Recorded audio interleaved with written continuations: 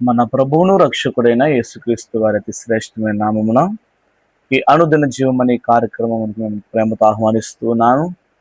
దేవుని మహాకృపలో దేవాతి దేవుని సహాయమును బట్టి గతించిన దినములన్నీ ఆయన ఉచితమైన కృపతో మనం భద్రపరిచినందుకు ప్రభువుకు మహిమ కలుగును గాక. అందరూ క్షేమకరంగా ఉన్నారని నమ్ముచున్నాను. అని నిత్యం ప్రార్థనలు చేస్తూ ఉన్నాం. ఈ దినము దేవుని వాక్యములో నుండి దేవుని వాగ్దానమును మనం చూసుకున్నట్లయితే కీర్తనల గ్రంథము 107వ కీర్తన 6వ వచనమును మనం చదువుకున్నట్లయితే 107వ కీర్తన 6వ వచనము, వారు కష్టకాలమందు యెహోవాకు మొరపెట్టిరి, ఆయన వారి ఆపదల నుండి వారిని విడిపించును. ఇదినా అనేక మంది జీవితాలలో ఒక ప్రశ్న ఎదురవుతుంది. ఎందుకు నాకు ఈ శోధనలు, ఎందుకు నాకు ఈ కష్టాలు, ఎందుకు నాకు ఈ అవమానములు, ఎందుకు ఈ అపజయాలు, ఈ ఆపదలని అనేకమైన విధములుగా మనము ఆలోచనలు చేస్తూ ఉంటాం. ప్రియ సహోదరి సహోదరుడా, మనము చూసుకున్నట్లయితే ప్రభువు మనలను శిక్షించడానికి గల కారణాలు రెండై ఉన్నాయి. ఒకటి, నీవు తప్పు చేసినట్లయితే ఆయన మనలను గర్దించి బుద్ధి చెప్పి మరల ఆయన మార్గంలో నడిపించుకుంటాడు.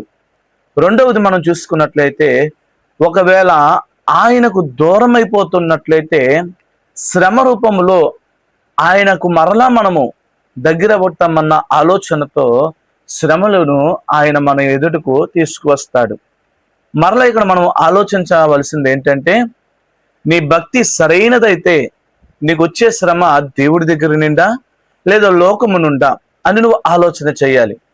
ఇదేనా అనేక మంది కష్టపడుతూ ఉన్నారు, అనగా శ్రమల గుండా వెళుతూ ఉన్నారు. ఆ శ్రమ దేని విషయమై వారికి సంభవించిందో తెలుసుకోలేకపోతూ ఉన్నారు. ఇదేనా అనేక మంది దేవుని విడిచిపెట్టి తిరుగుతూనే వాళ్ళు అంటున్న మాట ఏంటంటే, ప్రభు నాకు ఏ సహాయం చేయలేదు, ప్రభు నన్ను ఏమాత్రము నన్ను కనికరించలేదు, ప్రభు నన్ను ఏమాత్రము కూడా నన్ను ఆశీర్వదించలేదు, నాకు తోడుగా ఉండలేదని అనేక మంది చెప్పుకుంటూ ఉన్నారు. ఒకటి, నీ తండ్రి నేను శిక్షిస్తున్నాడు అనంటే నీ తండ్రికి విరోధంగా ఏదో నువ్వు చేస్తున్నావని అర్థం. కానీ ఇక్కడ నువ్వు దేవునికి విరోధంగా జీవిస్తూ ప్రభు నాకు శిక్ష రప్పిస్తున్నాడు అనంటే ఒకసారి మనం ఆలోచన చేసుకోవాలి. ఎవరైతే దేవునికి దగ్గరగా ఉంటారో వారికి అపాయములు వచ్చిన ప్రభు వారికి తోడుగా ఉంటాడని మర్చిపోవద్దు. వారు కష్టకాలంలో యెహోవాకు మొరపెట్టిరి, ఆయన వారి ఆపదల నుండి వారిని విడిపించెను. నిజంగా నువ్వు దేవునికి దగ్గరగా ఉంటే నువ్వు మొరపెట్టినప్పుడు ఆయన నీకు సహాయకుడిగా నిలిచి ఉంటాడు, ఆయన నీకు తోడుగా నిలిచి ఉంటాడు, ఆయన నిన్ను బలపరుస్తాడని ఎంత మాత్రం మర్చిపోవద్దు. దేవుడు ఎందుకు శ్రమలోనికి మనం తీసుకువెళ్తున్నాడు అంటే, తప్పు చేసే వారిని మరలా సరిచేయడానికి, దేవునికి విరోధంగా నడిచే వారికి విరోధంగా నడిచే వారిని సరిదిద్దడానికి దేవుడు శ్రమలోనికి తీసుకువెళ్తున్నాడు. ఇశ్రాయేలు ప్రజలను ప్రభు ఎంతగానో పోషించాడు, కానీ వారి ముందు అనేకమైన శ్రమలను తీసుకువచ్చాడు. వారి ముందు అనేకమైన ఇబ్బందులు, వారి ముందు అనేకమైన శోధనలు కూడా ప్రభు వారికి తీసుకొచ్చాడు. ఎందుకో తెలుసా? వాళ్ళు దేవుడు చేసిన కార్యాన్ని మరిచిపోతూ మరలా లోకంలో పడిపోతున్నప్పుడు ప్రభు దగ్గరకు వారు రావాలని, ప్రభువును వారు వెంబడించాలని, ప్రభువుకి స్తుతి అర్పణలు చెల్లించాలని ప్రభు శ్రమలను తీసుకుంటూ వస్తూ ఉన్నాడు.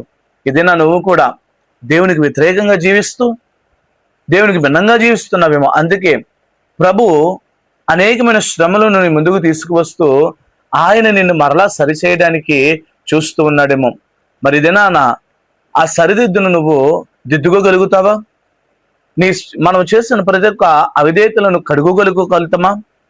మనం దేవునికి భిన్నంగా జీవించిన ఆ భిన్నమైన జీవితాన్ని మరలా మనం మార్చుకోగలుగుతామా?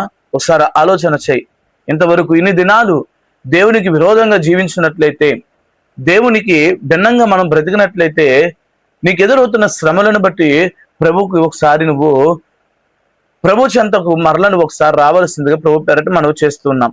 ఎర్ర సముద్రాన్ని దేవుడు వారి ముందుకు తీసుకువచ్చాడు. ఎందుకనంటే ఆ ఒక భయంకరమైన పరిస్థితులలో ప్రభువు తట్టు వారు చూస్తారని. దేవుడు శ్రమను తీసుకువచ్చాడు, దానికి సమాధానాన్ని కూడా తీసుకువచ్చాడు.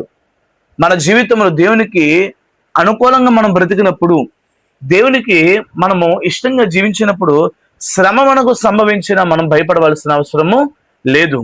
సంసోను కూడా దేవునికి ఇష్టడుగా జీవించాడు. ఎప్పుడైతే దేవుని ఇష్టత్వం నుండి తొలగిపోయాడో, దేవుని చిత్తము నుండి తొలగిపోయాడో, సంసోనును దేవుడు గద్దించడం మొదలుపెట్టాడు. సంసోనును దేవుడు శిక్షించడం మొదలుపెట్టాడు. సంసోనును దేవుడు మరలా సరిచేయడానికి ఎంతగానో చూచాడు. అప్పుడు సంసోను గ్రహించాడు, తన తప్పును తాను తెలుసుకున్నాడు. ఇదేనా అనేక మంది శ్రమలు మనకు వస్తున్నప్పటికీ దేవుని దగ్గరికి రాలేకపోతున్నావేమో. దేవుని దగ్గరికి రావాలని దేవుడు అనేకమైన విధాలుగా మనలను పరిశోధిస్తూ మనలను శోధనలోనికి తీసుకువెళ్తున్నప్పటికీ కూడా నువ్వు దేవుని దగ్గర రాలేకపోతున్నావా? అయితే ఇది నన్ను నువ్వు ఆలోచన చేయాలి. ఆ శిక్ష, ఆ శ్రమ ఎందుకు వస్తుందో నువ్వు గ్రహించి, ఎందుకు వస్తుందో నువ్వు ఆలోచన చేసి నువ్వు దేవుడికి అనుకూలంగా నువ్వు బ్రతకాలని మర్చిపోవద్దు. ఇది నాన్న దేవునికి ఇష్టంకరంగా జీవించాలంటే మన ప్రతి ఒక్క అవిధేయతను మనము విడిచిపెట్టాలి.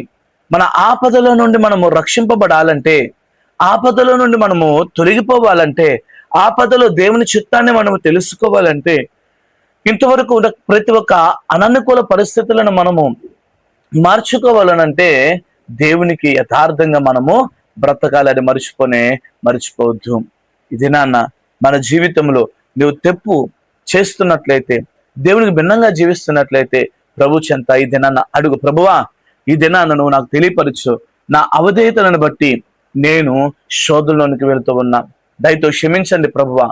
దేవా, నీ చిత్తమును నా జీవితంలో జరిగించు, నీ ప్రణాళిక నా జీవితంలో జరిగించు అని ప్రభు సన్నిధిలో మనం ప్రార్థించినప్పుడు ప్రభు మనకు సహాయము చేస్తాడు, ప్రభు మనలను బలపరుస్తాడని ఎంత మాత్రం కూడా మర్చిపోవద్దని ప్రభు పేరట మనవి చేస్తూ ఉన్నాను.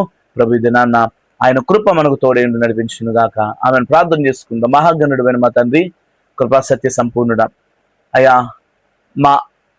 మేము చేసిన అవిధేయతలను బట్టి మాకు శిక్ష కలుగుతుందని, దానిని మేము గ్రహించి మా అవిధేయతలను మేము సరి చేసుకున్నట్లయితే నీ కృపా కటాక్షములను మేము పొందుకోగలుగుతామని దేవా, నువ్వు మాతో మాట్లాడే విధానం బట్టి నీకు వందనాలు.